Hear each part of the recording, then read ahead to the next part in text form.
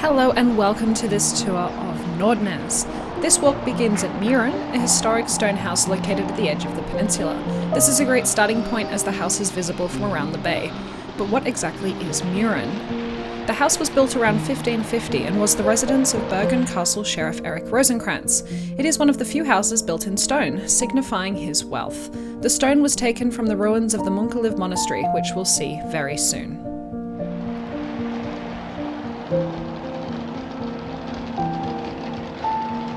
On the north facade we can see the Rosenkrantz coat of arms, but has been melted away due to fires. There have been dozens of fires here in Nordnes, and because of that many of the old buildings are no longer here. In Nordnes we are able to find some of Bergen's old building traditions.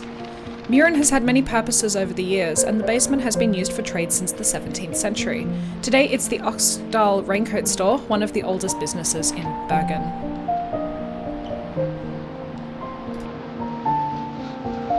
We will start by walking down Strandgaten, which is the main commercial street for Nordnes.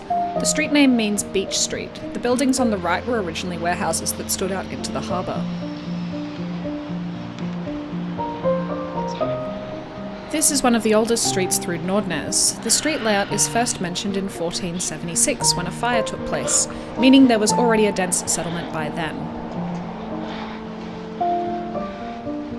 The area was settled by Norwegians, French, Scottish, English and German merchants. After 1561, Erik Rosenkrantz forbid the Hansa from being here. They had to stay on Briggen. While the Hansa on Briggen traded stockfish and grain, the merchants here traded everything else.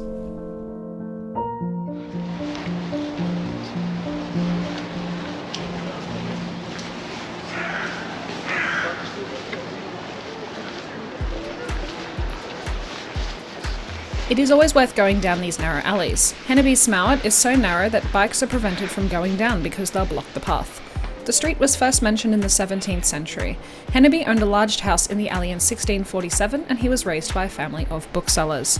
In Bergen, many of our street names come from people who have lived on the street or businesses that have been on the street as well. In the 19th century, Strandgaten was described as Norway's busiest street. A census in 1914 showed that 50,000 people walked down the street within an 18-hour period. The building on the right is where Bergen's first department store, Sunt, opened in 1845. The building was destroyed by fire and rebuilt in 1885, and that's the building that we see today. In 1914, the building was fully transformed into a modern department store and was compared to the department stores in Paris. Many regard it as one of the most beautiful buildings in Bergen. It is still a department store today, though there are also some offices here, but there is an interest in transforming it into a hotel.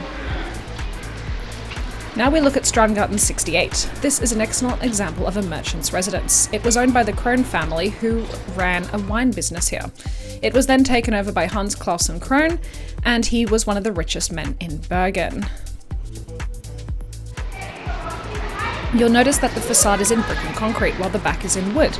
It was very expensive using materials other than wood, so many would only decorate the facade of the building, the parts that people could see, and then keep the back as a very simple wooden building. So now what we do is we leave Strandgaten and we make our way to the back of this warehouse. You can see how the original plan of Nordnes would have been.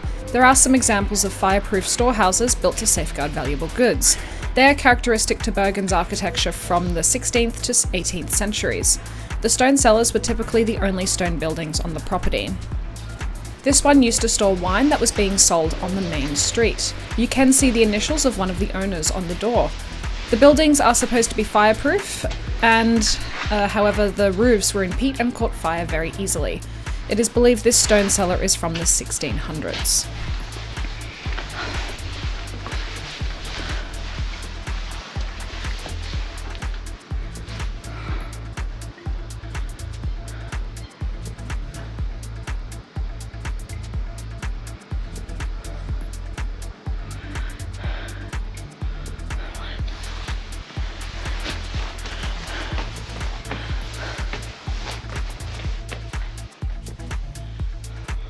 The width of the alley corresponds to the original width of many of the alleyways.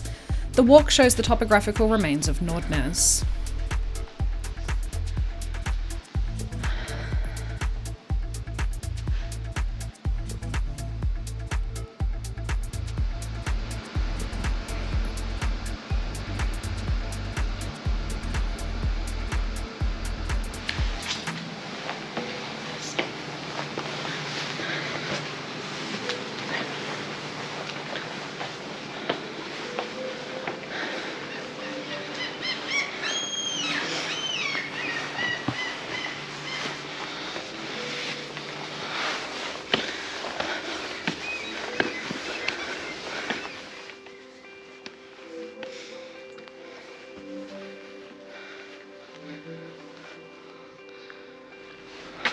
The car park that we see here used to be an internal garden, that is a large medieval feature and one of the last enclosures for cabbage and domestic animals, which made up Nordnes.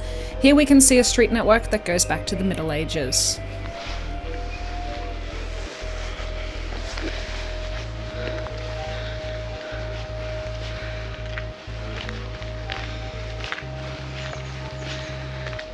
The yellow tower that we can see straight ahead is the Corpse to God. From the tower, the fire guards would watch every day and night for signs of fire. Bergen didn't get a permanent fire department until 1863. Before then, it was all voluntary. Typically, only neighbourhoods with money could be protected against fire. The building that we see is from 1887, and it was privately sold in 2021.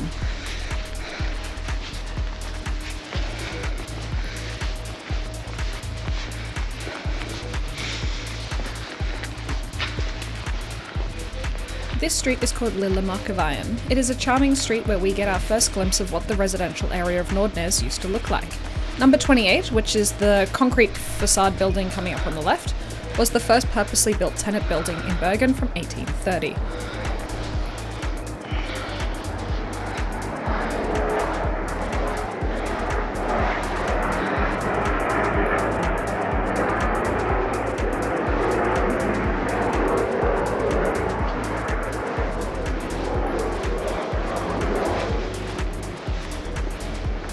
Here you can see number 28 on the left. The remains of an old business sign can be seen on the outside. It's for a Maleriverkstad, which is a painting workshop. Bergen is quite unique. In other cities, the classes and groups of people were often separated. Here, however, people have always lived as a mix. You find rich people's homes up against sailors' homes, and then there's a poor house thrown in between. This is still the case with houses in Bergen today. On the left, you'll notice the house is covered in metal. This was a short-lived fire protection plan to prevent the buildings from burning down. Instead, they basically built a giant oven. Everything inside the house burnt instead.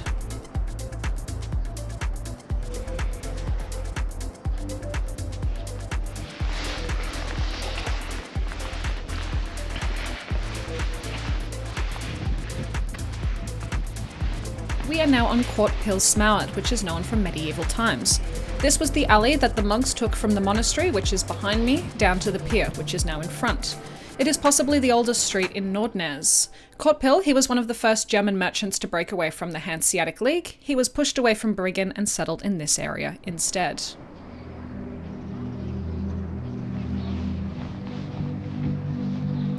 The yellow house that we're soon going to see, it's currently behind me, was the home of Amalie Skram. She is a very well-known Norwegian author. She became regarded as one of the first modern authors and feminists, as most of her works were about women and their private lives. Her novels were critical accounts of what it was like living in this neighbourhood in the late 19th century. She grew up in the Yellow House. Her father was a merchant who operated the business out of the home. The house is not mentioned in her books, but her texts draw from people and environments that were here when she lived here. Today the house is privately owned.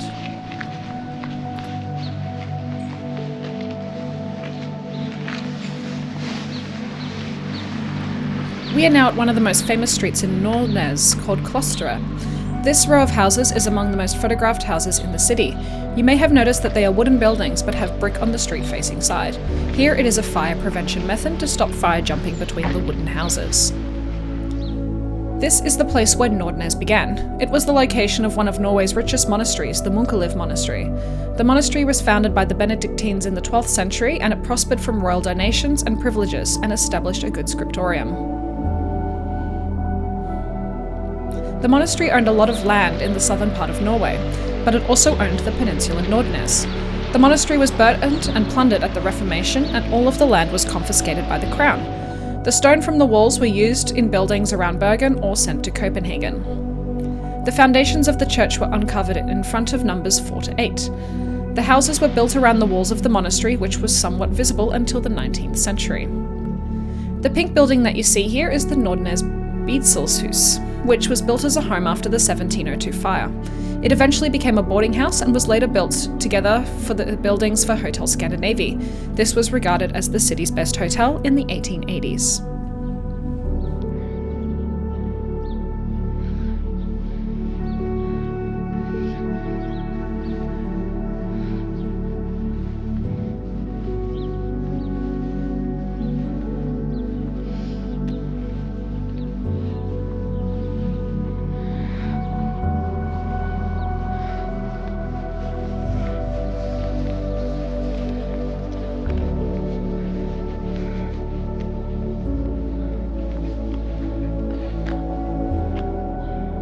These are definitely some of the most beautiful homes in the city.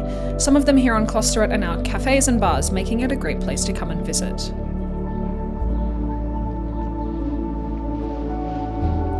Nordnes was densely populated with lots of families, and starting in the 1700s, poor schools were established. The students were given clothing, while some even got lodging. The Bethlehem School, which is the orange building on the left, was nicknamed the Green Building because the students wore green. Straight ahead, you can see the Rosenkrantz Tower, which is part of the Bergen Fortress.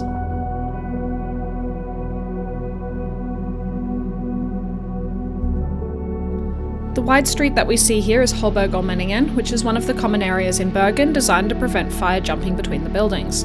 This is why the buildings have the brick on the street-facing side. In the late 19th century, Holbergallmenningen became known for the steamship expeditions that left from here. The steamships connected the city to various islands and villages in the surrounding area. Now let's look back at the Bethlehem School.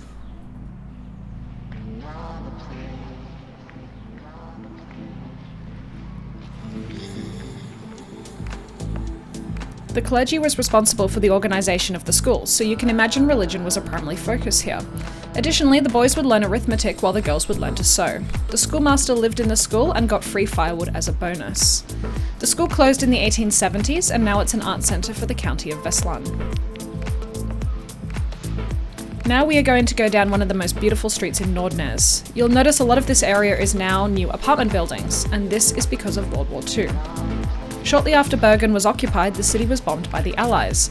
Many of the bombs hit the area of Nordnes, setting fire to the old wooden houses. Many of the houses were then destroyed.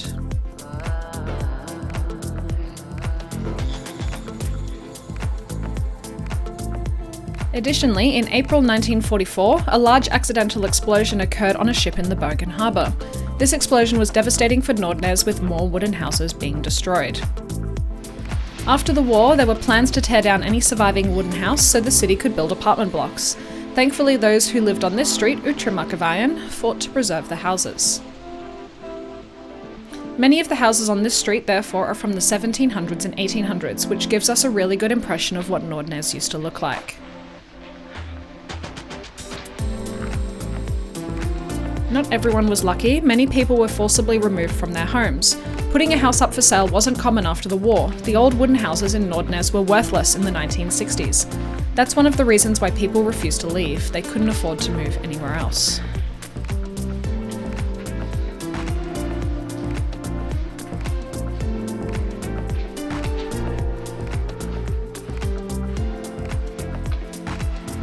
These alleys were designed to get down to the waterfront as quickly as possible. They are thoroughfares from the Middle Ages. This alley is called Kippersmauet, a kipper being a word for a barrel maker, typically barrels for storing wine.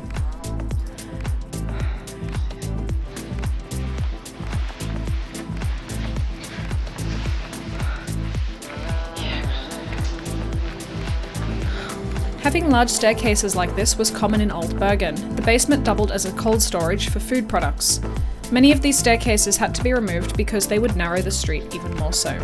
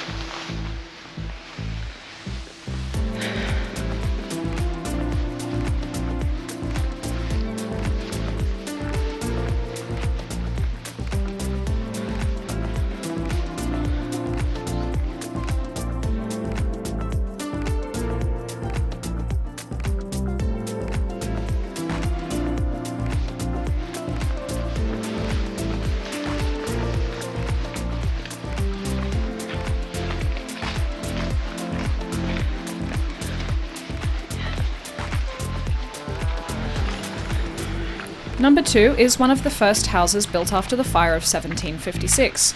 It's believed the garden of famous Bergen bishop Gebjord Pedersen was down the end of the street. It's marked on the first image of Bergen from the 1580s. You can see the post-war apartments just behind the house.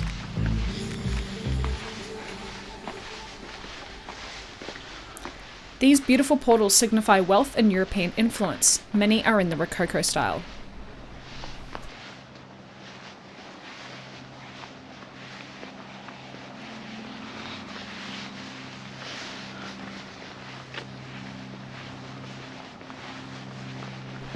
It's nice walking behind the buildings too. The contrast between the old and the new is very distinctive here.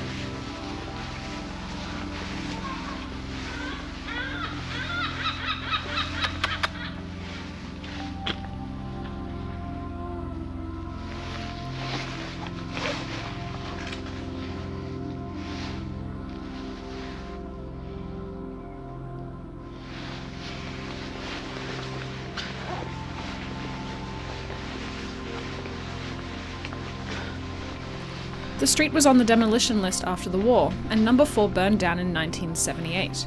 Number 2, which is the green one on the left, is the only original one left on this street. The street is named after Joachim Heiberg, who was a clockmaker for 49 years, so the name of this alley is Klokkesmauet.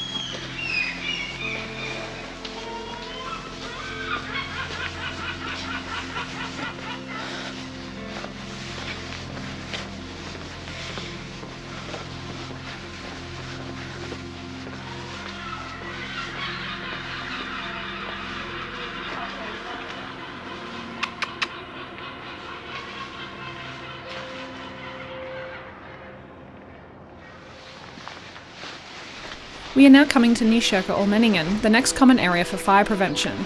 Number 13 was one of the first girls' schools in Bergen. One of the famous teachers was Ulrike Eleonora Pill. She adopted modern teaching methods and was the first to teach gymnastics at a Bergen girls' school. This kind of activity was seen as daring for girls. However, Ulrika believed that girls should be able to participate in the professional life, and there was an increasing demand for women. She wanted the girls to have as thorough an education as men. The school expanded and moved and still exists today as the Faculty for Social Sciences at the University of Bergen. The church that we can now see is called Nykirken. The site was the Archbishop's residence in the 13th century, and remains of that building are under the church today.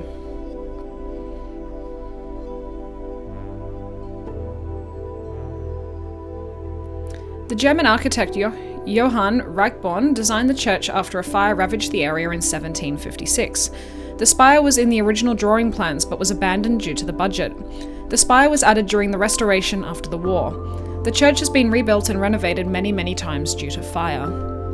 The church was heavily damaged from the explosion during World War II. During the restoration, it was decided to use the original sketchings. Because of that, the church was built with this spire.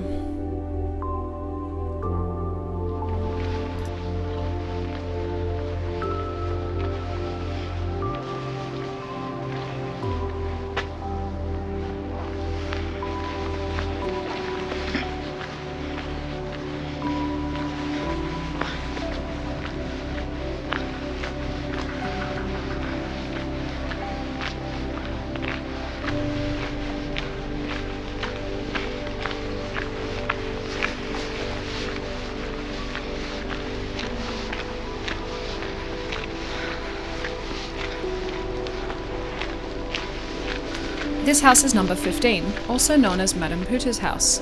She cultivated medicinal herbs and was famous for her affinity towards the poor and the sick. The house was supposed to be demolished in the 1970s, but young squatters moved into the house and refused to leave.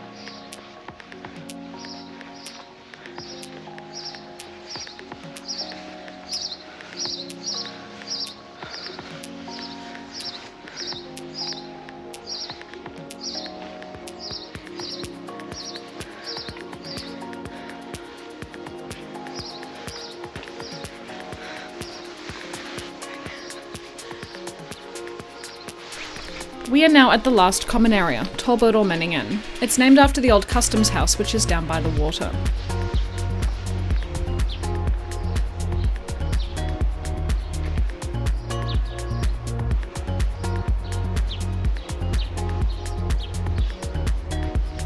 Torborgen was built in the 18th century, but rebuilt after the explosion. It is designed by the same architect who did Nykirken.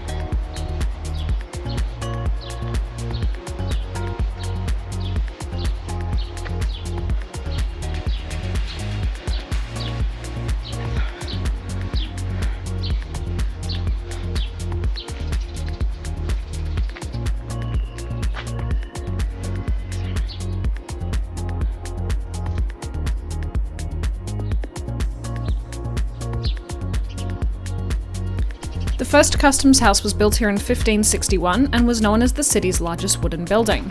The current building is from 1756 and was built in a late Baroque style.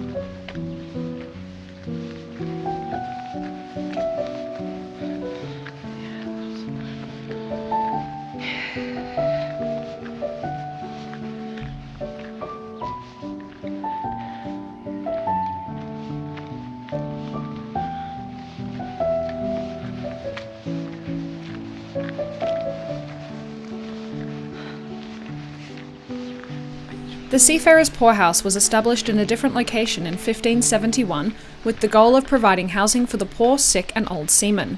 Each resident had free housing, food, a doctor and medicine, as well as a tiny amount of money for support. On average, there would be about 70 residents living here.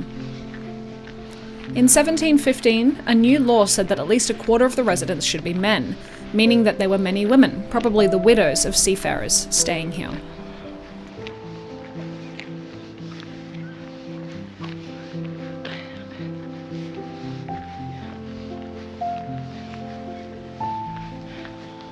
The building that we see today was built in 1896. It was designed by architect Jacques Bull and is in red brick with a grey slate roof.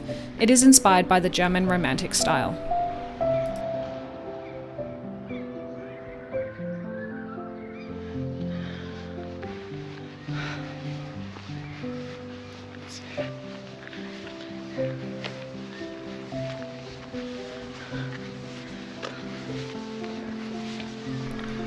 The tower that you can see straight ahead is the Institute for Marine Research. Their main priority is to provide advice to national authorities, society and industry regarding questions related to the ecosystems of the Barents Sea, Norwegian Sea, North Sea and the Norwegian coastal zone, and in the field of aquaculture.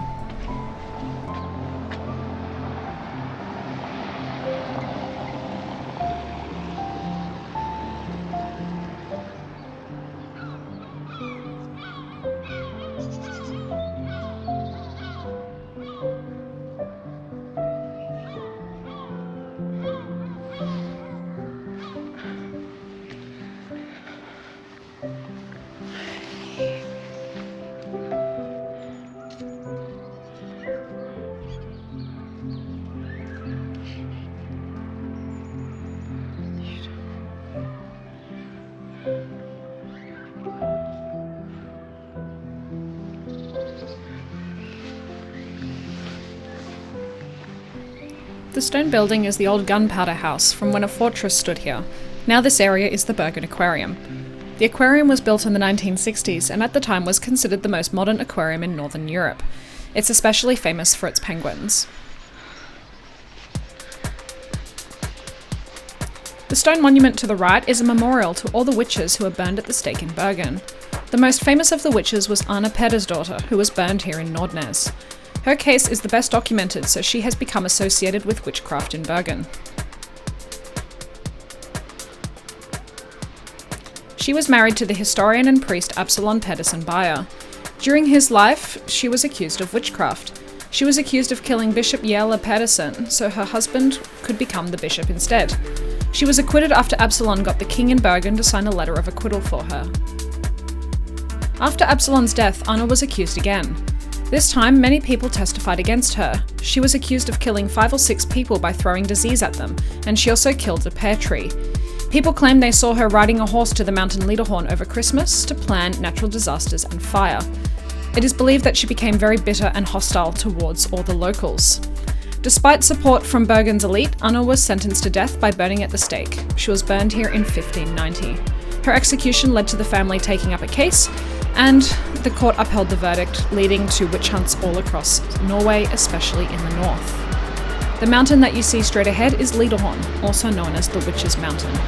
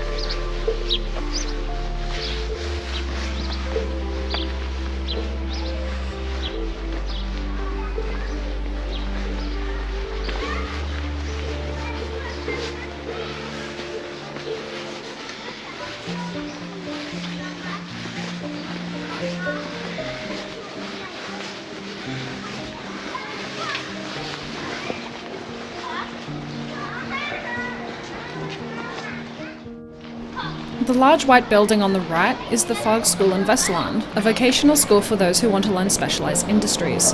This school in particular focuses on shipping and marine education, as well as climate, energy, robotics and automation.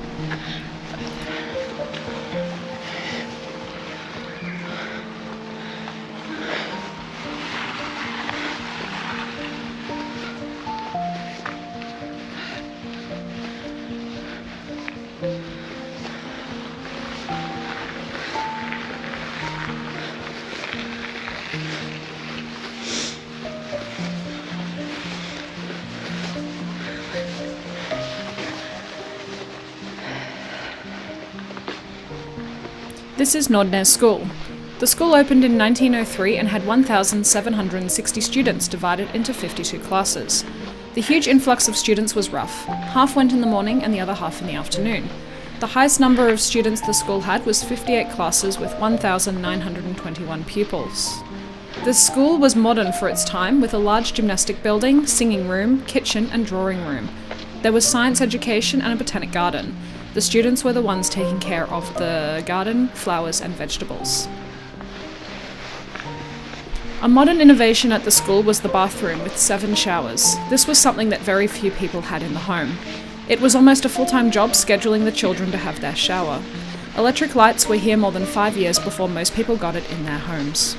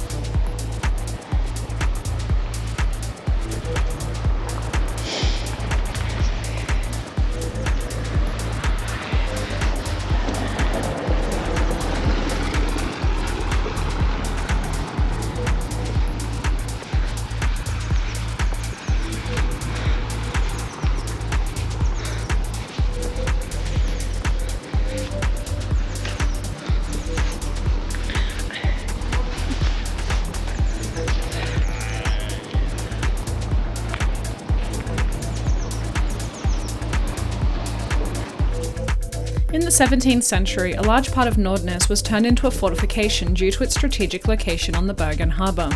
It was a military area until 1904. After that, the fortress was used as a fire station. However, a fire station in some regard has been here since the 18th century. The number of shots the military would fire would correspond to how bad the fire was and where it was.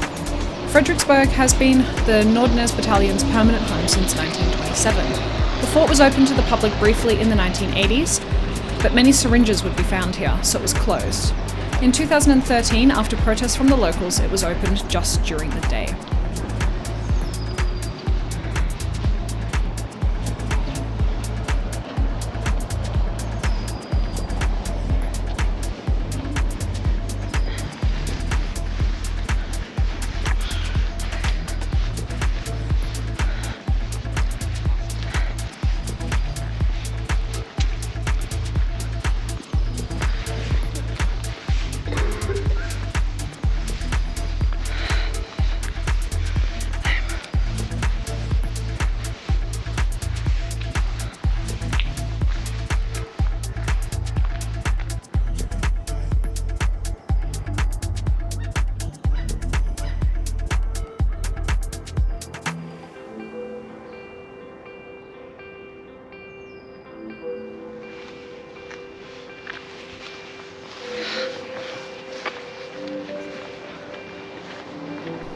The mast was used for wind and storm warnings. At night, lanterns were used with different colours to signal wind strength and wind direction. When Statsraad Lemkor was brought to Bergen in 1923, the old ship Elvers was scrapped and the mast was used as a new signal mast in Frederiksberg. Our next stop is Golgabakken, which in English means the Gallows Hill. The name appears at the end of the 18th century, and it's where the last beheading took place in Nordnes. It was the counterfeiter Jens Amundsen Fenstad in 1825. This was not the last execution in Nordnes. Golgabakken has always been the main execution site in Bergen. You can see on this drawing, you can see the gallows to the left of Frederiksberg Fortress, and you should also be able to recognise the Customs House and Nykirken.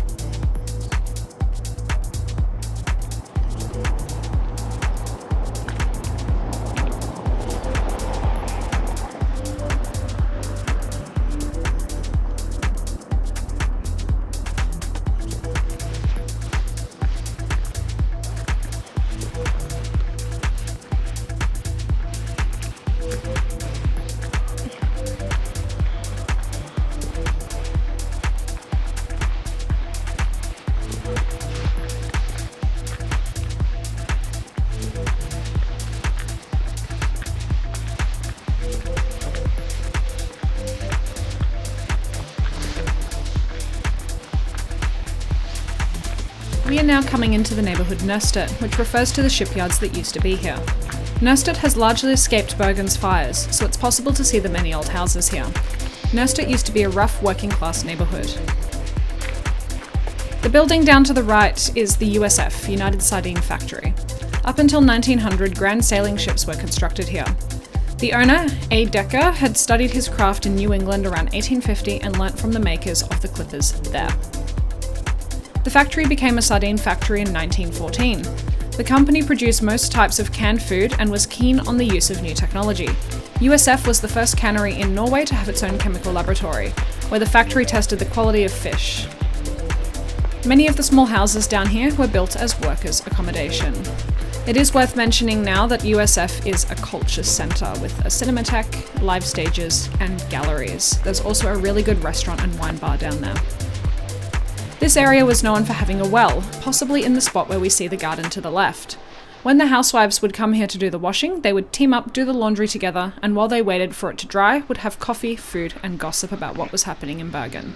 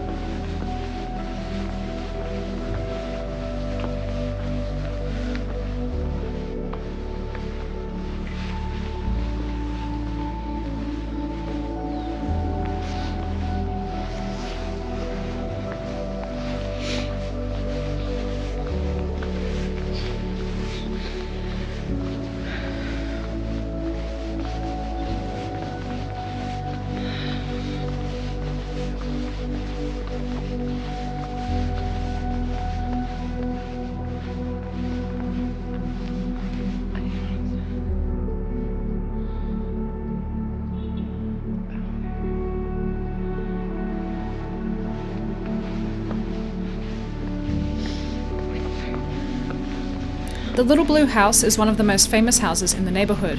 This building was built in the 18th century and is completely restored. It demonstrates the skill exercised by Bergen builders even in the very small format. In 1815, 6 people lived in the house. The house was put up for sale a few years ago and we got to see inside.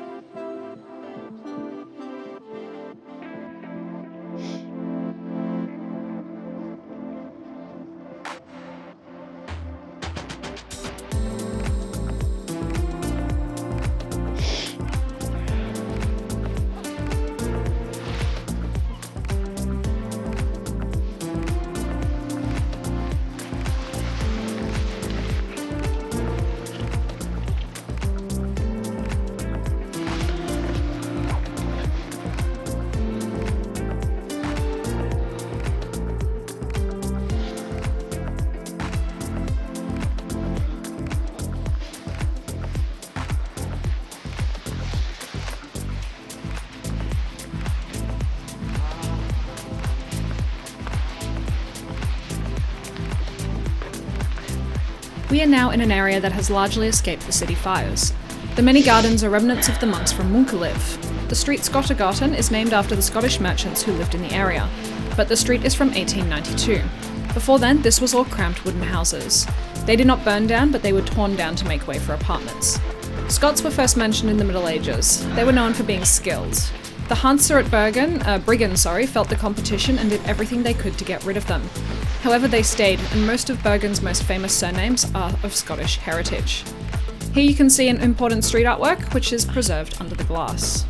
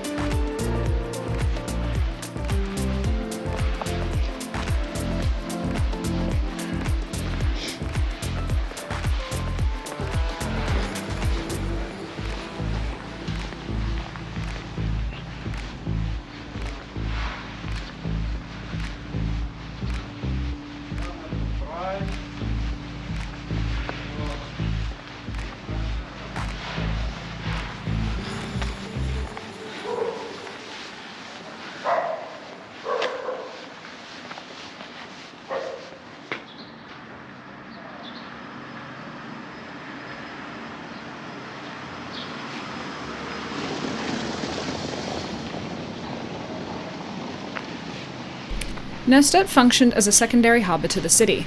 It became a haunt for all the sailors coming into Bergen and quickly developed a bad reputation.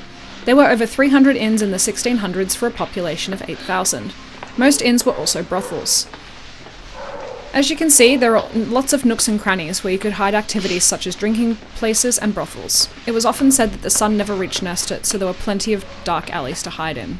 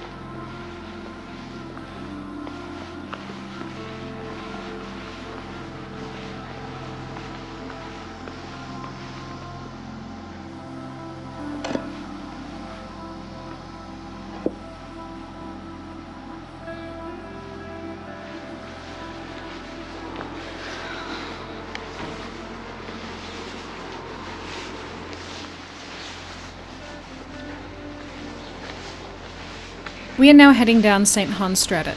The name of the street is a mystery. It appears in the 1700s but is probably older. It runs towards Engen, where the theatre is. The street is named after the Augustinian monastery of John the Baptist. The monastery stood in the 12th century close by. St. Hans or St. John is likely named after that. In Scandinavian, St. Hans does mean St. John. The monastery closed in the 15th century, but the church stood for some time.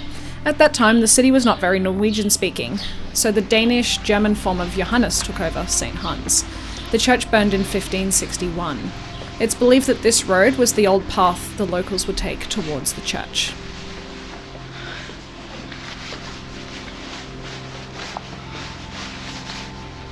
This area was known as the Pothole. Why was it called the Pothole?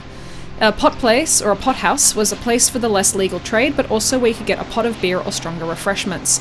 This place had a reputation for lots of alcohol, and in diaries from the 1800s, it's described as having a very bad smell.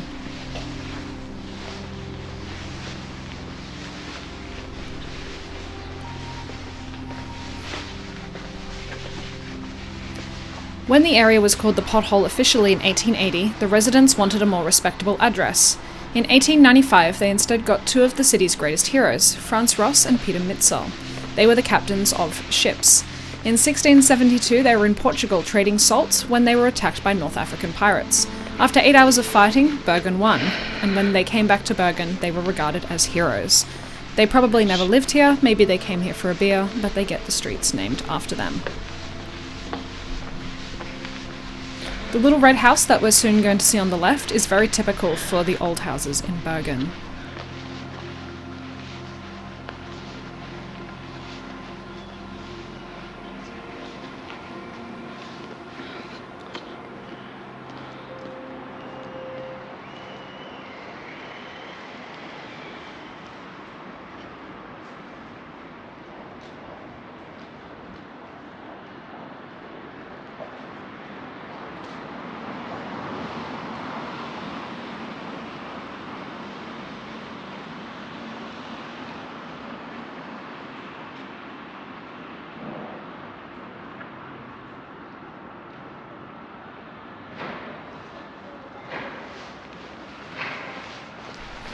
We have now made it to the end of our walk in Nordnes. As you can see, the city here widens and becomes much louder and more modern.